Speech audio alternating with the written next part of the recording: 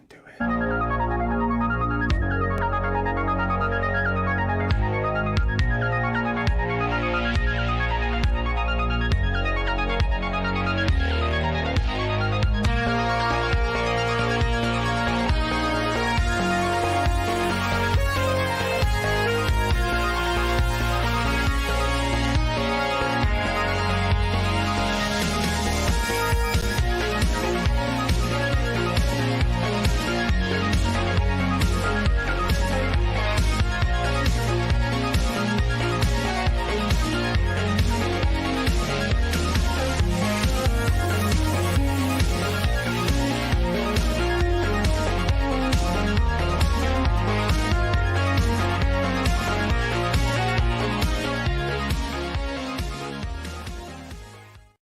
Hello, everyone, and welcome to another Red Valkyrie Presents. I'm, of course, Shae the Red, with my amazing co-host, Cyborg Valkyrie. How you doing, Cy?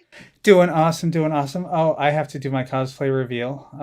I don't need a drum roll for mine. Oh, okay. There we go. Wow. Are you seeing this? I appreciate I am. the effort, Cy. That's sexy as hell. Thanks. That's yummy. I feel like the beads would bother you after a while, especially hitting your glasses all night long. That's good. That was 3.5 minutes in Photoshop as you guys were talking to each other before we started.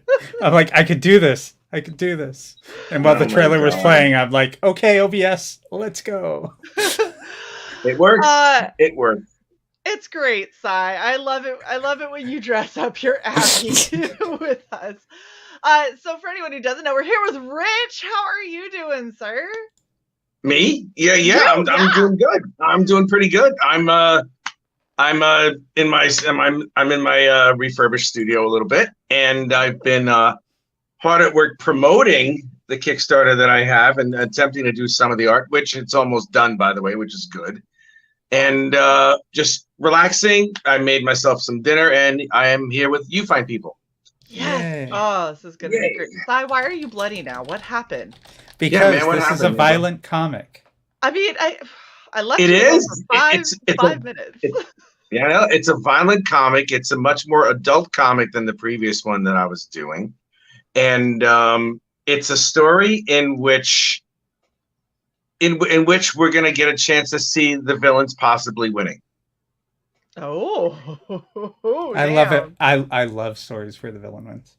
Yeah, because that's why. well, the way that a lot of villains are like when I was younger, a lot of villains were portrayed a certain way.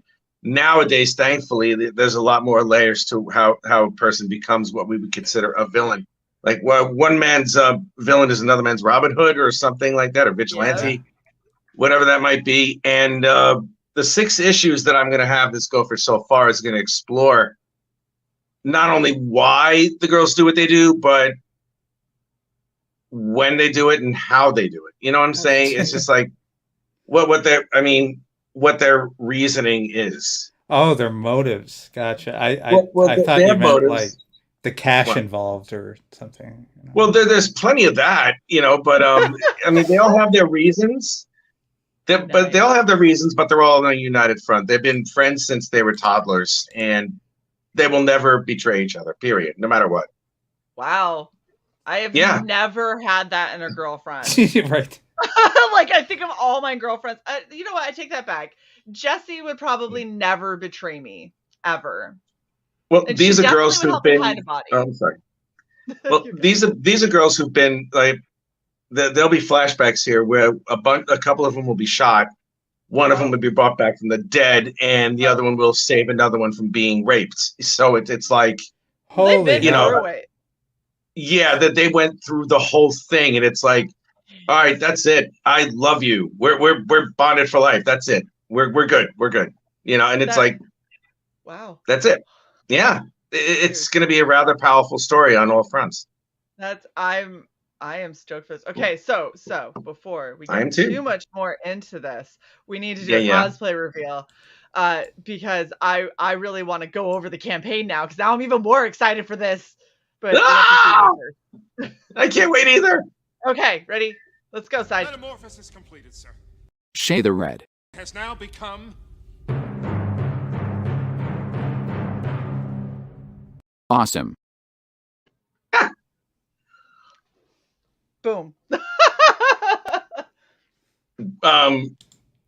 Yeah.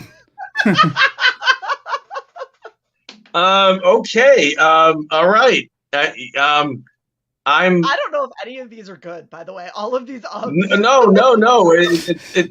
Well, if you can get a guy like me who doesn't shut up ever to stammer his words, much less figure out the sentence that he's trying to formulate in his feeble brain, it's about as rare as an eclipse. And I'm sitting here and I'm like, okay, yeah, it works a lot, very much. Okay, we're good. Shae, the pictures you got of the cosplay, you should turn them into grayscale. Oh, or like sepia, like put them through the old filter. We'll see. I'll play around with a couple of them before I send them to Rich, because Rich, okay, so you at can least use I them know for whatever you want. So I by all means.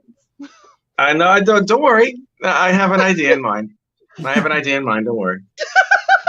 Every time he says this, I'm always like, uh-oh. It's like, don't worry about it. I got them on my head already. On the wall of your bed. What? No. Anyway, we are here for the roaring, and yes, thank you. Can I just say, yeah. I love that you are taking the Roaring 20s, which has just, it's always focused on incredibly rich men and the ditzy drunk women that just like to dance around them. Yeah. Or it's been all about the flappers. And really, it's just because when flappers do the little shimmy, everything kind of rides a little higher and you get to see upper thigh. And that was my like favorite super part of the 20s. But see, I love the 20s aesthetic, and I love the fact that you took these girls that are all about this like Art Deco, super glitzy, super girly kind of thing, and then you're like, oh, they're all killers. And I'm like, oh, yeah, they are. Oh my gosh, no one would expect them. I don't know. How many pages did I in fact show you? Because I have all but 2 pages of pencils done. And most of them are inked. So you showed what was me I going to say? A couple of them. You didn't show me. All right, I got to show you the rest of them. I mean, you'll see a bunch of them when you go through the campaign, but I can show you I'll show you the entire story when I get a chance. Okay. Definitely. Absolutely. I'll put it in the PDF format, and then you'll be able to see it over and over again. So nice. Go ahead. I'm sorry. You sound like you're breaking up a little bit. Is it the same for you? I'm right here. I'm sorry. It's I had a microphone and it doesn't work anymore. Can you hear me now? Yep. You're good. Okay, good. Yeah, all right.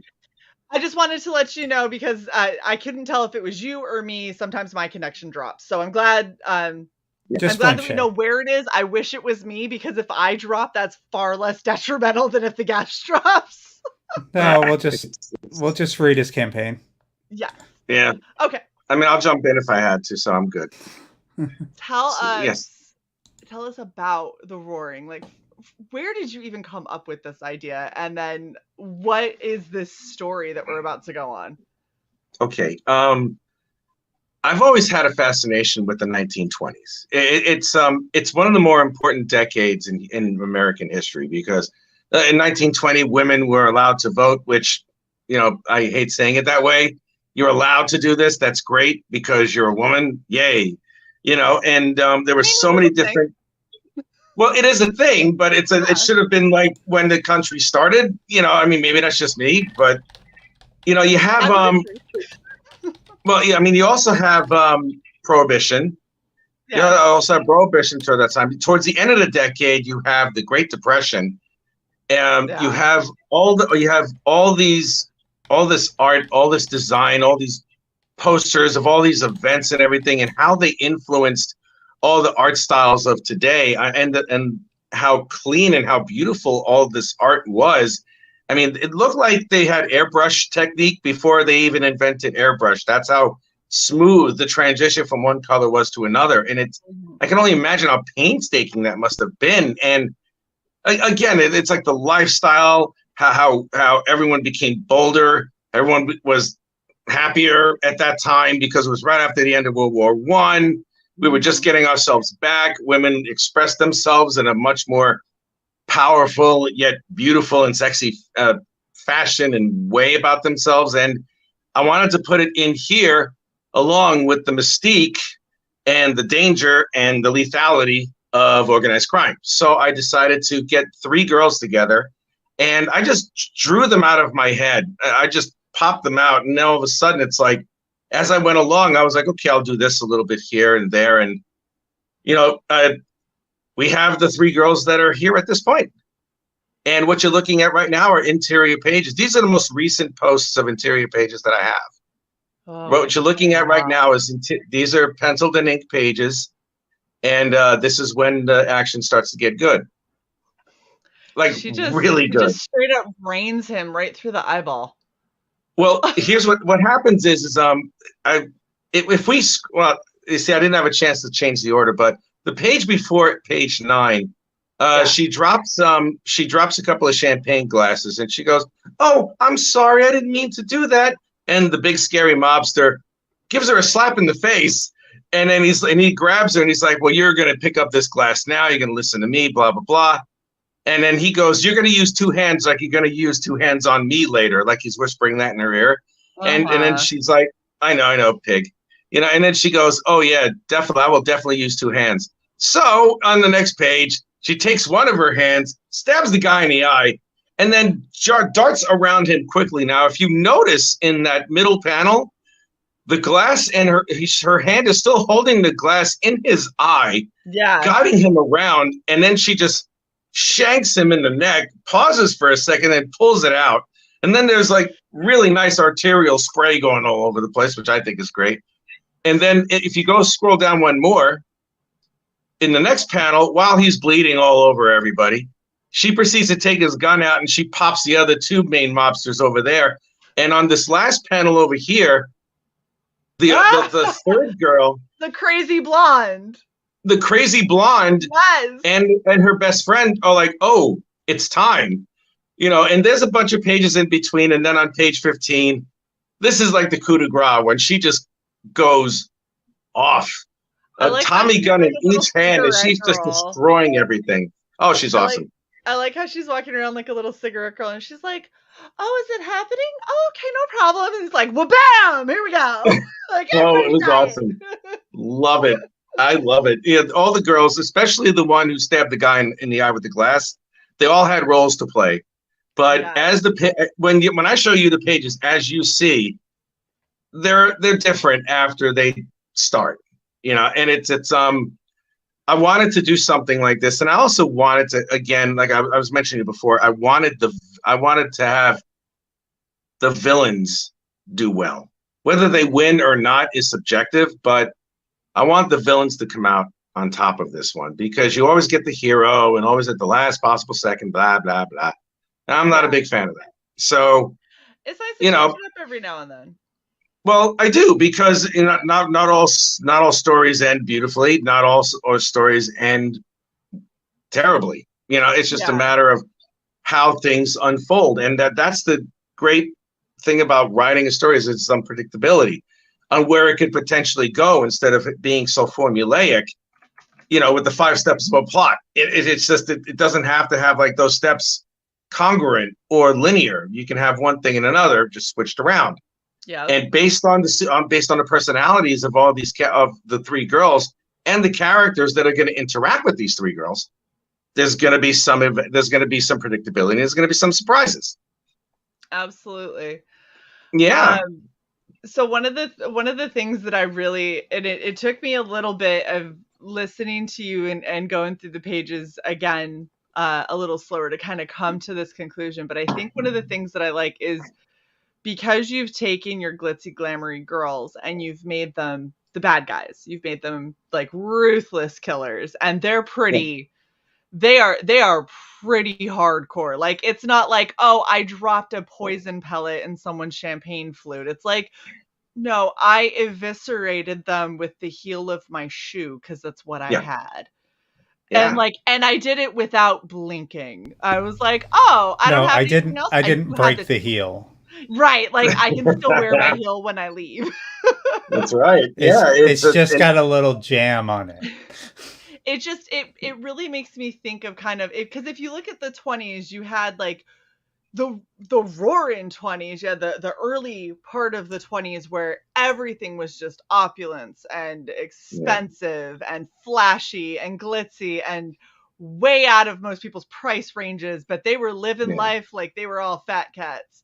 And by the end of the 20s, everything is like decrepit, everybody's like bankrupt. Like you've got the depression, like all these beautifully elaborate lavish buildings are now getting, they're vacant, they're starting to get old, they're dirty, everything's kind of wearing down, and you basically took the two halves of the 20s and slapped them together in a comic and then personified them as three women. And I love it because it's like they're down and gritty and dirty and beautiful and stunning and unassuming and insane. You forgot Brave. They're not. They are insane. You're right on everything you said is true, and as with the development of a human, there's varying degrees of it depending on their experiences. And what I love about it is how they all interplay with one another, and it's going to be so much fun seeing how these characters develop as time goes by. I mean, because I already have it set for 6 issues, but I may change something in the middle if it gets really good. And I just may keep it going for a couple of more issues, because I have a feeling that once all this is said and done, there's going to be a little bit more to tell, especially with these girls. Absolutely. And I think that, so you have this section right here where you kind of have a synopsis of the characters. And I wanted to go through this because I really like how you broke them down, because you literally do have like the nerdy brainy girl, you've got like the leader, and then you have like chaotic, like not really, I wouldn't even say, like, she's just chaos incarnate. Yes, she is. She's a sociopath. The most impulsive, where like the idea of kind of what people do with Harley, where they took her and they just make her like so unrelenting and unpredictable, and she just loves every minute of it, whether she's picking a flower or Tommy gunning an entire ballroom. She's just living her best life. Oh yeah, terrifying. It is. It is. It's I love how I've just turned it up a bit. I also wanted to do this story too because I wanted to see how far I'd be able to take all the elements that I've been hesitant to do, and I feel much more confident now that I finished I've just about finished the pencils. But I love the fact that I could stretch myself on that, and in the next issue, it's going to be even more. That's awesome. Going to be more, and it's going to be more, and it's going to move the story along in a way that's going to fortify everyone. By the 3rd issue, we're going to know we're going to know everything about the major players. Cool. Oh yeah. Okay. I'm excited. I'm very excited to do this. I can't wait. I want you to take us through the cast of characters. So we've got Sophie Grant. Sophie Grant. It's okay. Sophie Grant is in this fictional in this historical fiction tale. She turns out she is the first female police officer in the 27th district of Chicago, and there's an event that happens towards the end of the book that will lead her to volunteer to infiltrate this group of flappers. So there's that. Okay. She's a dead shot. Let me read her origin again. All right, so the top 10 in her class, driven, duty bound, first female officer at 27th district. So yeah, she's a tough cookie. She's a real tough cookie, and she's going to have her hands full, and she's going to discover things about herself that she never thought possible. And right next to her, the next person over here is he's going to be introduced in the 2nd issue. His name is Alphonse Leongotti. He was actually an undercover police officer in the mafia in New York City. And after he did some of his jobs there, he decided to take his talents over to Chicago. And he and Officer Grant are going to work together loosely or very closely, depending on how everything goes. Now, the gentleman on the right is Captain Robert John Carter. He's the he's the chief. Everybody calls him chief, even though he's a captain. He's firm, but he's fair. You know, he will make sure that Officer Grant will be safe, because he does have not so much a soft spot for her, but it's like he still thinks, you know, this is a man's game. Right. You know, it's either I let her flounder or I help her out. And I might also make my life easier by help. Yeah, exactly. It's like, all right, Toots, you put your gun down. You know, it's like he's gonna be like, I'll help her for the sake of making sure that the rest of the precinct doesn't look like idiots. So he's doing that, but he grows to really like her and respect her as the issues go on. So okay. And now we got the girls. The first one, the one who did like the eye job and then the neck thingy, her name is Ruth Kitty Kill Alden. She is, let me just scroll that up a little bit. She is a natural leader, very persuasive, lethal, cold, and uncaring, patient, and prepared. She is the boss of the three girls. And the next one over next to her is the sociopath, the one with the guns, Dorothy Dolly Deadly Barlow. She's reckless, impulsive to all except Ruth, which means like Ruth is like, hey, big guy, the sun's getting kind of low. You know, she's the only one that can calm her down. Yeah. She is extremely violent, bordering on sociopathic, without mercy or empathy, especially for those who hurt her family. Polar opposite of Ruth. Yeah, absolutely. And you have Ginny over here, Ginny Big Brain Thatcher. She does a lot of reconnaissance before anything is done. She has a photographic memory, and she's also deadly accurate with throwing knives, and that plays on a little bit later. And she's often alone in thoughts, and she's a bit rebellious. Like, even though she loves the other two girls that are there, she will differ if she has to, because, you know, she's essentially smarter than them, but she's not the type of person that leads as well as Ruth does. You know, and it's not just the three of them. There's a bunch of other flappers that they have in their employ. It's just that these are the three girls who call the shots. Right. These are the ones that give everyone else their marching orders. Absolutely. Absolutely. Very you know, and I love it. And this is the cover to issue 1. This is the cover to issue 1. It's penciled and colored by me. So this is one of the things that I think I love the most about it is after reading their personality traits and everything, and then you see them, their personalities show so well in their facial expressions. Because like Blondie over here looks sociopathic. She looks dangerous as fuck. Like if you saw her, you'd be like, wow, she's stunning. You'd be like, go talk to her. Be like, fuck no, dude, I don't want to go near that. Like, let's stay over there. It's pretty from a distance. It's like a supernova. Like, don't get close. Don't get too close. Don't get too close. Absolutely. And then, you know, obviously having Ruth, this is Ruth at the top, correct? Yes, it is. And she's above both of them. Exactly. So you have Ruth at the top. She looks like a cocky asshole a little bit. She looks like she's like, bitch, I know I'm the leader here. She's like, she knows that she's a leader. She has no problem letting everybody know that too. Right. And then of course you got Big Brains down here at the bottom, and she just, in all honesty, she kind of looks like the sweet girl that got lost and then was adopted by two dangerous people, and she was like, well, I guess it's better to be their friends than their enemies, so I'll stick around. You're right. And you see how like she's turned around a little bit. You know how like she's turned around and you only see parts of her face with her hair concealing her face on the other one. That's that's her not really wanting to be noticed. That's the part that wants to be alone, if you know what I'm talking about. Yeah, it's like I don't really need you to see me like this. Put me in the background. I'm not trying to. Exactly. Very cool. Yes. I love this. I think this is awesome. I liked your naughty cover too. So this cover that the naughty cover was fun. Well, that one I already sold the original art to that one. It took like all of an hour to do. I didn't promote it. You literally have Ruth groping titty.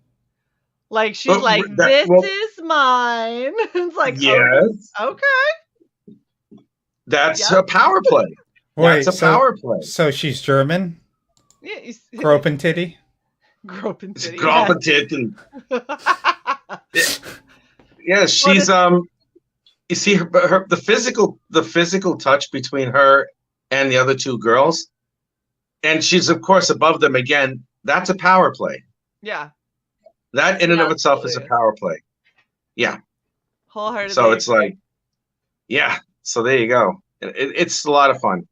Look, we woke Darkseid up. Did someone say boobies? Yes. Did someone say boobies? Oh my god. Yes. Yes, and I have it. It's part of the rewards that are there. Now over here, I wanted to what I wanted to do is I wanted to create variant covers, because I'm bored. So I decided to do each one, with their weapon of choice, which obviously Ginny has the knives.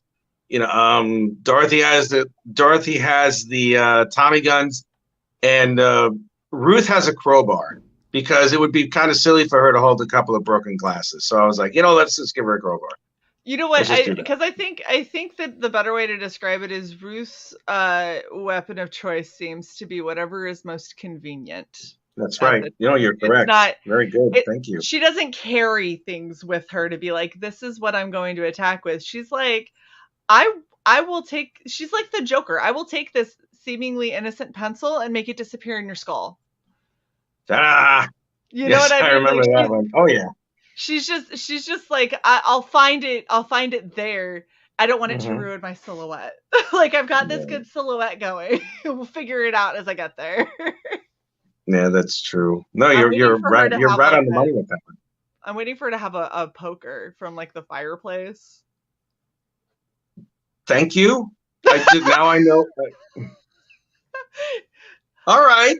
Thank you again. I just figured I'd throw one at you that, future issue. Yeah, that worked. Fireplace pokers are pretty deadly. Yeah, that they kind of can be. Yeah. Wow. All right. Thank you again. That's twice. Jesus, man. Right. I give. You're doing better at this than I am. Man. I might watch a lot of ID, and I have a bunch of horror in this. Horror. Horror. Not whores. Oh, There's not whores in my head. Horror. No.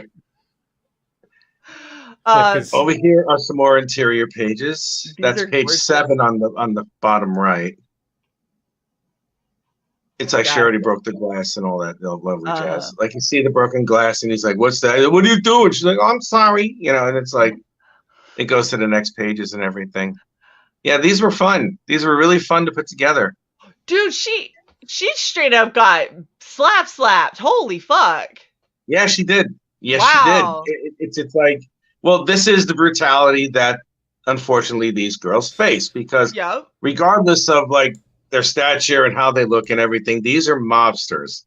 Yeah. These are gangster mobsters, and they have no regard for anything aside from them. And him hitting her is like breathing. He'll hit her as easily as he'll have sex with her. Oh, yeah. Or rape her, whichever he decides to do, because he feels he's that much bigger and that much more imposing, which to me is all the more satisfying because, yeah, he would be able to destroy her in any type of physical thing, but he's also dumb, and it's like she's been dropping hints a little bit here and there, and the biggest hint is the champagne glass in his eye, so maybe he figured it out at that point, when he was dying, it's like, well, I should have done this. I don't know though. I think that he probably was more thinking, who does this broad think she is? And then she got in the jugular, and he was like, oh. Yeah, I think it took the second one for him to go, no, I think I'm dying. That's awesome.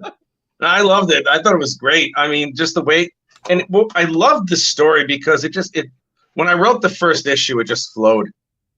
Yeah. Like I already had it in my head. It just, really, I just threw it out there, and it took me like maybe a couple of weeks to refine it. I know. I already have I have chapter 2 written 3/4 of the way, and plot for 3, 4, 5, and 6 are already done. Ooh, very good. Yes. This feels very exciting, and I gotta say, after seeing the amount of slap, I am rooting for her. Like, I'm glad that I'm glad that you eyed him and then jugulared him and then just destroyed him, because that was a pretty bad slap. So I do feel like that's in her corner. Oh, I wanted top vengeance on this. No man should ever put his hands on a woman one way or the other. Oh no! But it's like I wanted her to get the most degrading way that a guy like that can die, by someone 1/3 his size dispatching him without even thinking about it. Yeah. And the way that she kills him is fantastic. I love it. I have a hard time with anyone just senselessly abusing anybody, regardless of gender. Like, I do too. I have, because when I see girls that go up and like slap a dude, I'm like, you want me to punch you? Like, I will lay your ass out, because that's not, you don't get to just go hit someone because he's bigger and he can't hit you back. Like, that's not. I will also destroy you. But I'm also gigantic. So not only do no guys ever seem to think to try to hit me. Well, how gigantic could you be? What are you, like 6 feet tall or something? 6'1" without shoes. And then wow. Woo! Yeah. Oh my goodness gracious me. People don't fuck with me usually. That's not a common thing. That's a good thing. That's a good thing. I had one boyfriend who kind of tried for like a half a second in a joking manner, and after I nearly dislocated his shoulder from a punch, nice. He apologized, and then we broke up. Wow. But yeah. Oh my God. I'm really impressed with you. Wow.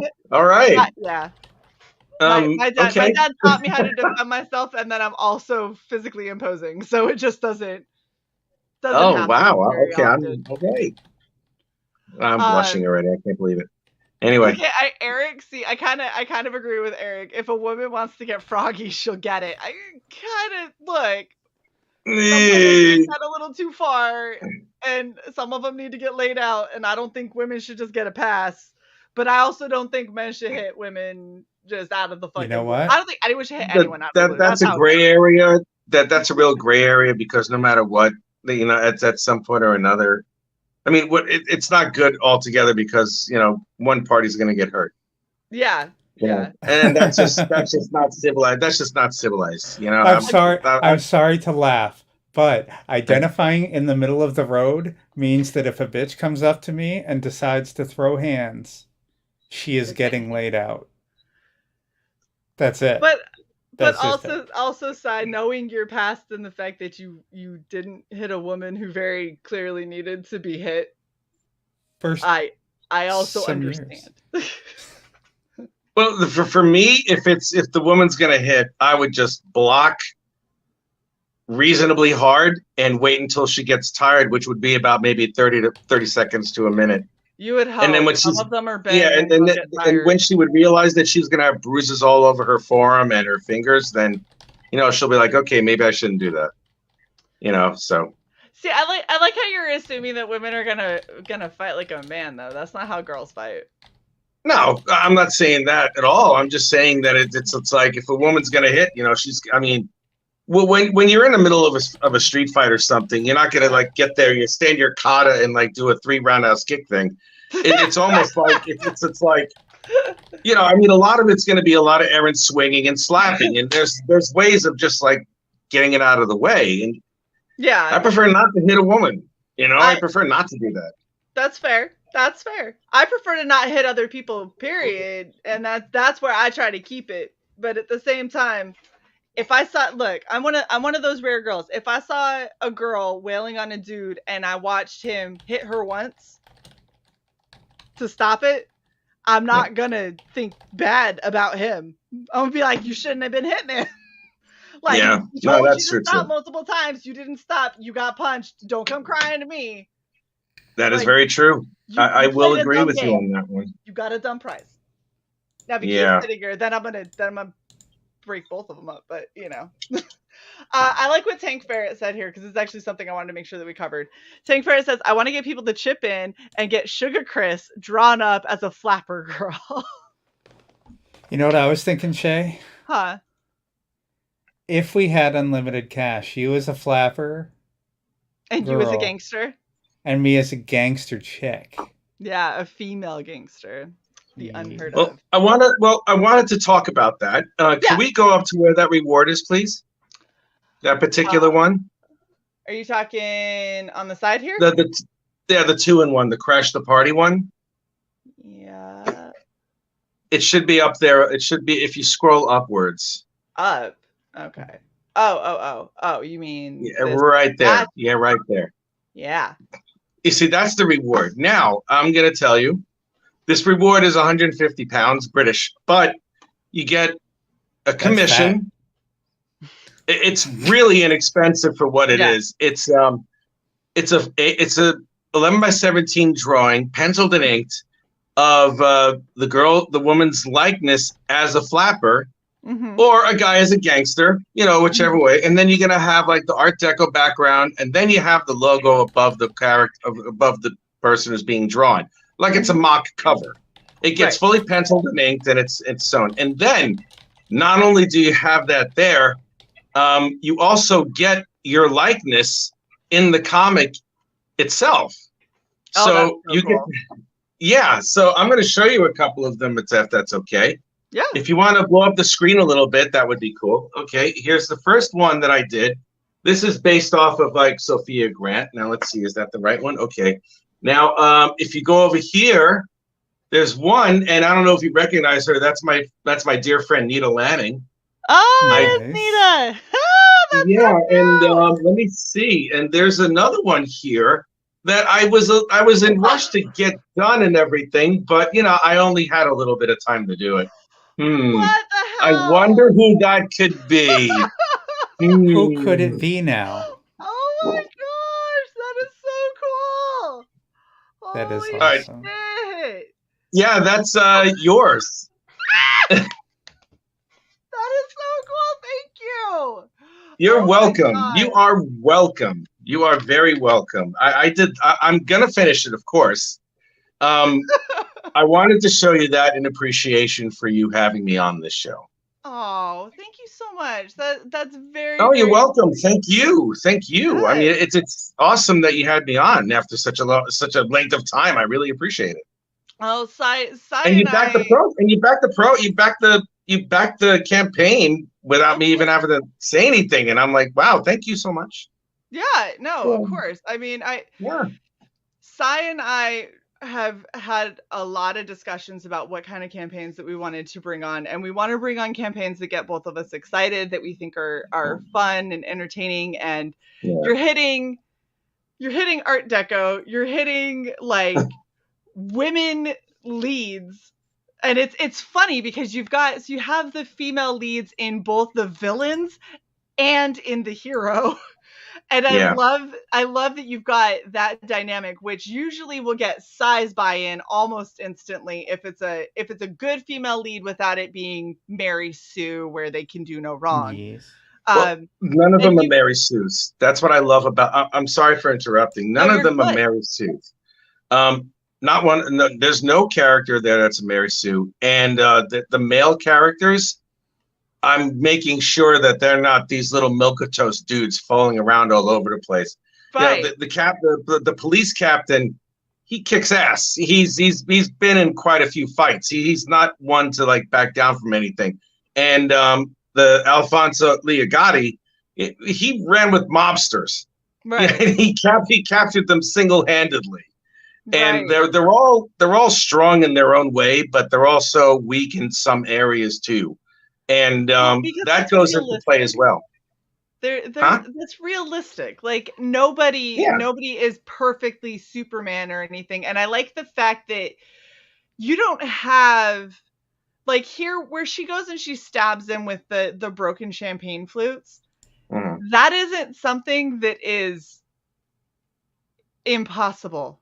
You know what I mean? No, like it's not. She's a small woman that's a very large dude, but you stab someone in the eye, they're gonna have a hard time recovering from that.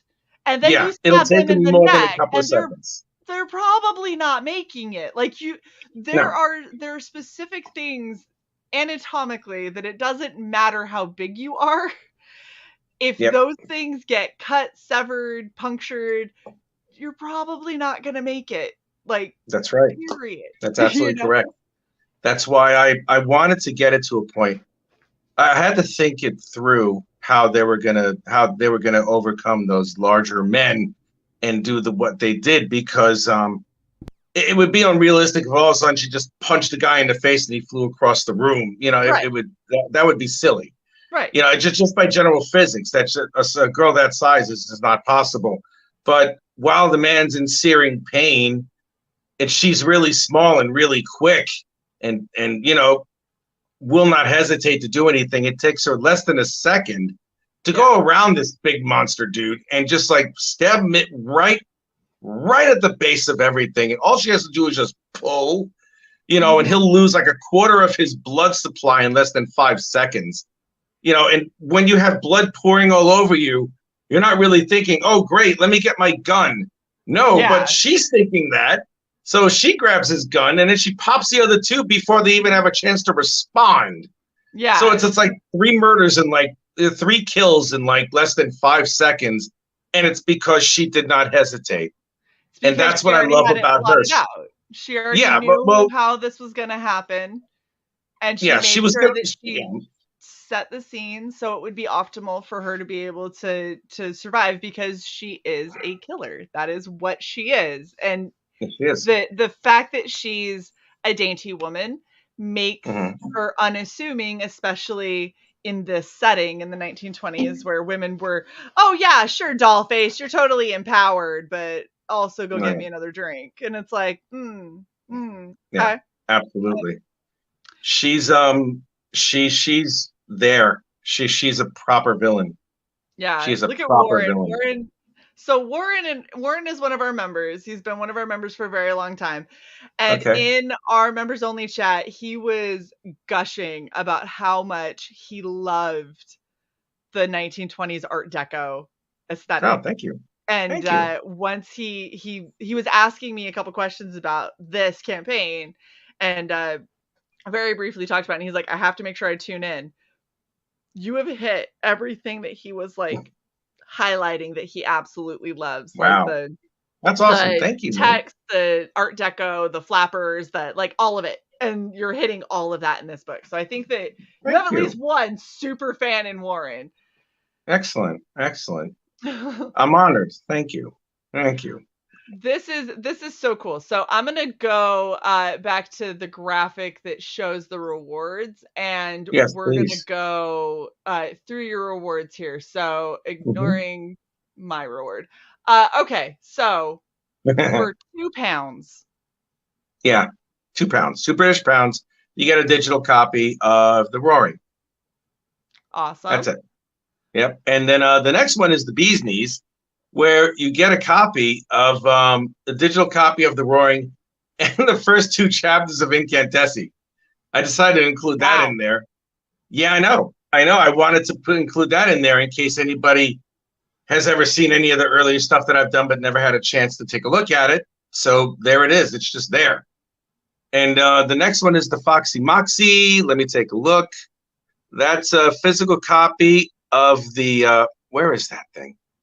Okay. So hold on. I'm just gonna ask this question because they're a little bit different. You have over here, you have it called The Bee's Knees for £5, but here you have The Big Bite for £4. Oh God, I'm sorry. Yeah, this is an old graphic. I should have changed it. Can we go to the rewards itself, please? Yep, they're right here on the side. I'm sorry. No, you're fine. You're fine. No, I know I was supposed to change it. I hate when that happens. It's fine. I just wanted to make sure that we were on the same page. Okay, so The Big Bite is £4, digital copies of The Roaring and the first two chapters of Incantessi, and then for £6 is where you have The Bee's Knees. Okay, let me make sure I got this right. Okay. Yeah, I know. It's all right. The Bee's Knees is going to be 1 physical copy of The Roaring #1 with the original cover art. Yes. And that's signed by me. You know, and you also get a digital copy of The Roaring as well, and the name on the thank you page, which I have to put together. That's going to be awesome. All right. Yes, it is. And then we have the Foxy Moxie, also £6. Okay, the Foxy Moxie is a physical copy of Roaring Number One with the Dorothy Barlow variant cover. Those are the 3 covers that you saw. Okay, the 3 girls, yes, the 3 girls right there. It's in the coloring stage right now, so it's going to be a little bit. Awesome. All right. Awesome. So let's see the Foxy Moxie. And Foxtrot is Ruth's. The Foxtrot is Ruth. I wasn't too sure if I should do one for Ginny, but I just might anyway. Okay. It's the same price on that one. And then I have the Foxy 3, where you could pick up all 3 issues of the variant covers of each one of the girls for a discounted price of £15 instead of having to spend £18. And if you notice, the backgrounds, they all match. So you get them all together and you put them to match, and it's awesome. That's awesome. Let's see what else I have here. All right, I also and have then the Ritz. The Ritz.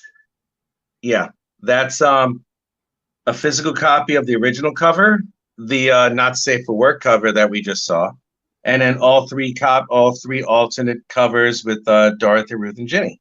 Very cool. Mm-hmm. And let's see what's after that one. The retail offer.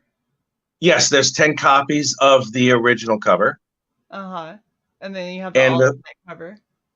Yeah, the alt cover edition, it's £65. It's 5 copies of each of the alternate girl covers.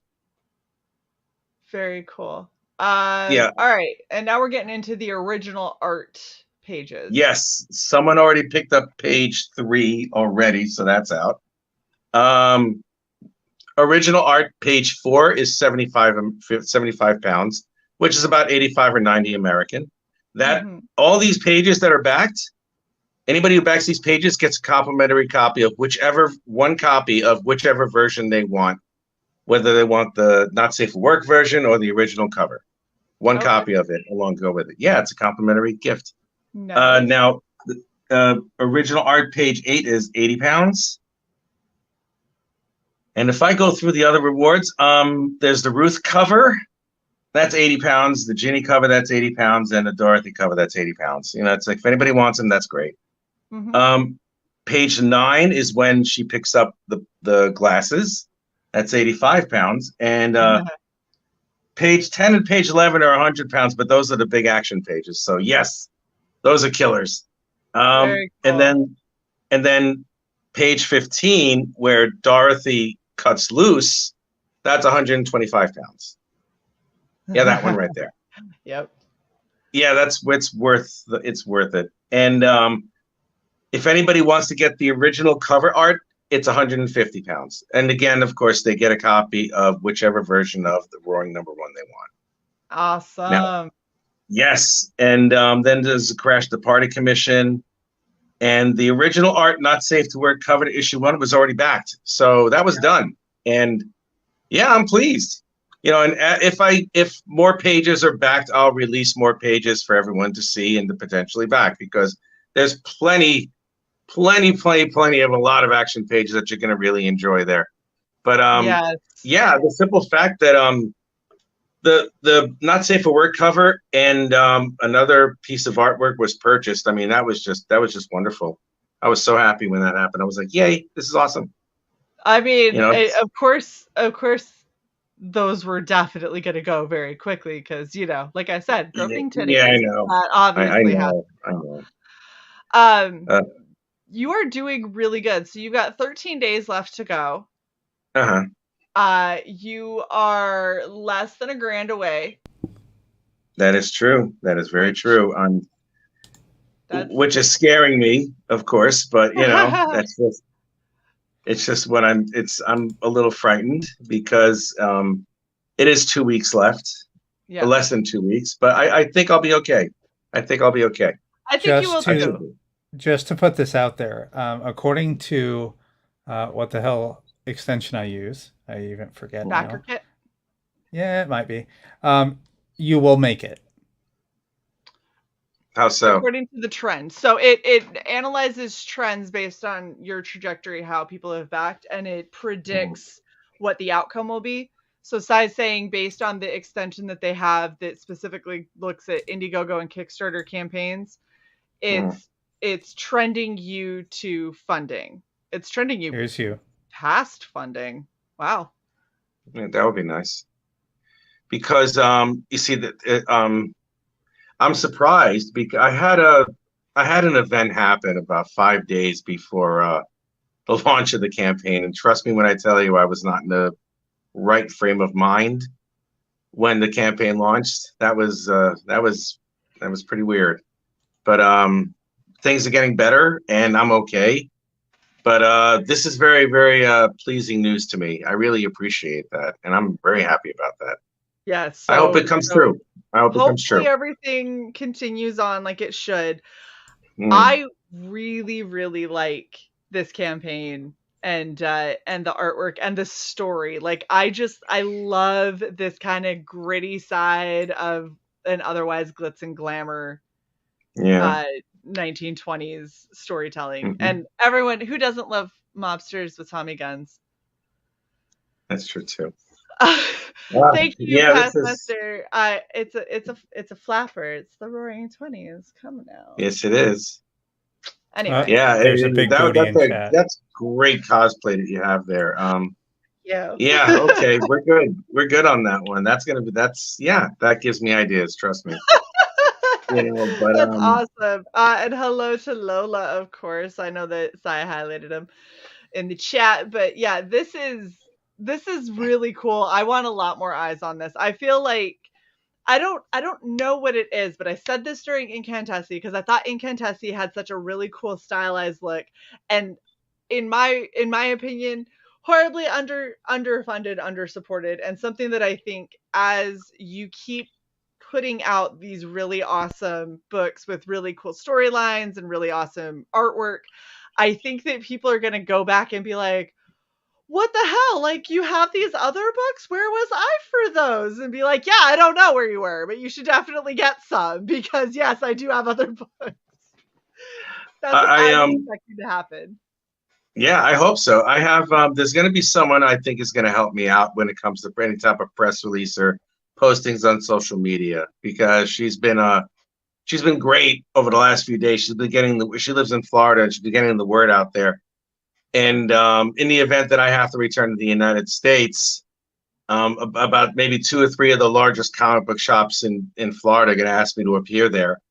Wow. So, and it'll bring me a lot closer to the majority of the demographic that, I sell my books at. So yeah, it's going to be a eventful next few months. There's a lot of things that I have to think about, but I'm glad this is doing as well as it did now. I mean, it just, like 2 of the art pages were sold today, and you backed it and someone else backed it. And it was languishing at like less than 1,000. And I'm like, all right, this is going to suck. And then all of a sudden it's like this happens. And I'm like, well, maybe it won't suck. Let's see what happens. But yeah, I'm very happy. And it was great being on your show. Wow. I'm really happy we were able to get you on. And I will say this, if the worst does come to pass and this doesn't fund, relaunch, please. And if I will, I'll go, relaunch it. If you don't go, like if you're willing to try Indiegogo maybe and see if it does okay there, because I have that contingency already, and I already have that contingency in motion. I've already set up an Indiegogo campaign. Good. It's halfway complete, just in case the worst happens. Good. And the thing is it's not, if you don't fund, it is not because this is a bad concept. It is because there was not enough eyes on it. I guarantee there wasn't, especially on the launch. Oh my God. I did no promotion on it whatsoever until after the launch. No, I had trust me when I tell you, I had a very valid reason. I had a very valid reason. I have no doubt of that. I'll tell you what it was later. So, and you'll understand why. Absolutely. And let me know when you have the Roaring coming up. So we book a couple months out now, because that's where we are currently with Red Valkyrie. But let me know as these are coming out when you have kind of a rough idea of when it might be. And if you want to do a launch. I am kind of loving these homicidal flapper girls, so let me know and we'll work something out, okay? I think so. That would be great. I cannot thank you enough for this. Thank you so much for having me on your show. I'm honored. I am. We're more than happy to have you on. This campaign looks amazing. Normally we would play the trailer for y'all, but unfortunately, the music is going to get us a strike. So please go check out the trailer on the Kickstarter. Make sure that you check out the tiers. Get yourself drawn as a flapper. Like this is such a cool concept and such a cool perk. Go get yourself drawn as a flapper. Get in this amazing book. Go get yourself drawn as a flapper and also appear in the book. Yes, be a part of the problem with all of the other flapper murder girls. Sounds great. Thank you again. Absolutely. And Cyborg, thank you for all of your hard work getting this set up so we could have this amazing show. Always. And thank you to everybody in the audience who came and hung out. You guys are being very mean to Sai about her flapper headband. Come on now. But thank you guys so much for hanging out. And be sure to come back when we have Mr. Kenneth Rockefeller on for the Groken at 8. Until then, see you guys later. Bye.